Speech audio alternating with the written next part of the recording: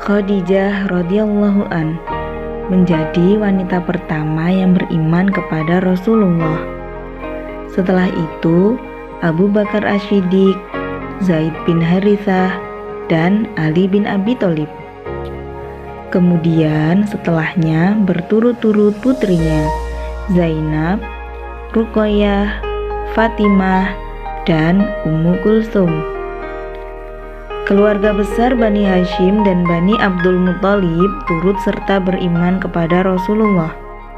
Meskipun tidak semua memeluk Islam, tetapi sebagian besar keluarga Rasulullah mendukung risalah yang dibawa oleh Rasulullah dan membela beliau.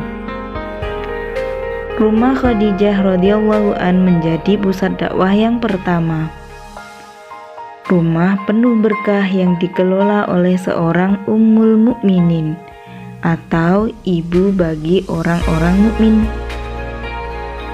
Khadijah radhiyallahu an mendukung dengan sungguh-sungguh risalah yang diperjuangkan oleh Rasulullah.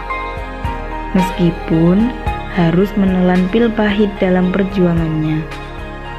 Keluarganya dimusuhi dan orang-orang yang selalu membenarkan apa yang diucapkan Rasulullah berbalik mendustakannya. Namun, Sayyidah Khadijah tak pernah lelah mendukung Rasulullah dalam keadaan susah dan senang. Pada suatu ketika, sebelum disyariatkannya sholat 5 waktu, Khadijah radhiyallahu an melakukan sholat yang dilakukan oleh Rasulullah.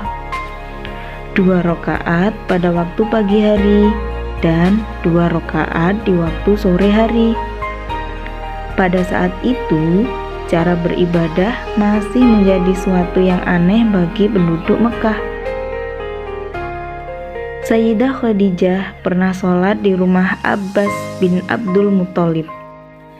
Ketika itu, ada seorang laki-laki bernama Afif Al-Kindi, teman Abbas. Ia melihat Sayyidah Khadijah, Ali bin Abi Thalib, dan Abbas berwudu, kemudian melakukan sholat. "Wahai Abbas, agama apakah ini?" tanya Afif heran. "Ini adalah agama yang dibawa keponakanku, Muhammad." Wanita itu adalah istrinya, Khadijah, dan anak laki-laki kecil itu keponakanku, Ali bin Abi Thalib. Mereka telah mengikuti agama Muhammad. Setelah mendengar penjelasan Abbas, Afif pun masuk Islam. Sayyidah Khadijah juga seorang ibu yang menjadi simbol kesabaran. Awal masa kenabian Rasulullah, ia dengan penuh kesabaran membela kebenaran. Bersabar saat mereka diasingkan. Bersabar saat krisis kepercayaan kepada Rasulullah.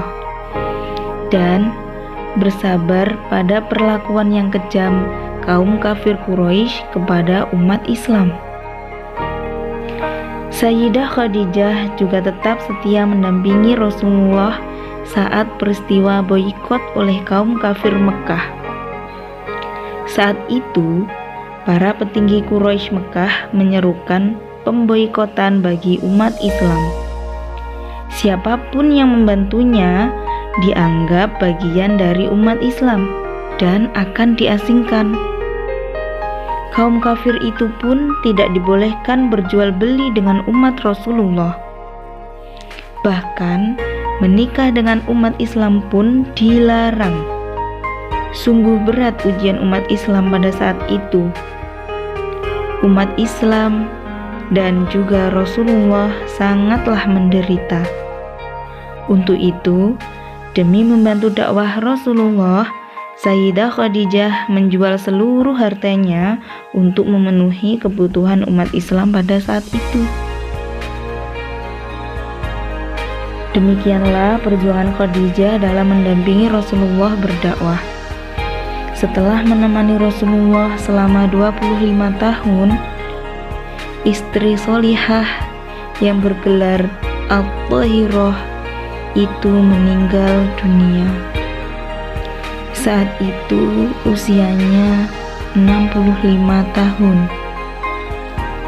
Sayyidah Khadijah meninggal dunia pada bulan Ramadan tahun ke-10 kenabian. Rasulullah Shallallahu Alaihi Wasallam amatlah sedih hatinya. 2 atau 3 bulan sebelum Sayyidah Khadijah meninggal, pamannya Abi Thalib telah lebih dulu meninggal dunia. Rasulullah amatlah sedih dengan kepergian 2 orang yang amat dicintainya. 2 orang itu adalah orang yang selalu membelanya. Tahun yang amat berat dirasakan oleh Rasulullah Shallallahu Alaihi Wasallam. Tahun itu yang kemudian disebut tahun duka cita.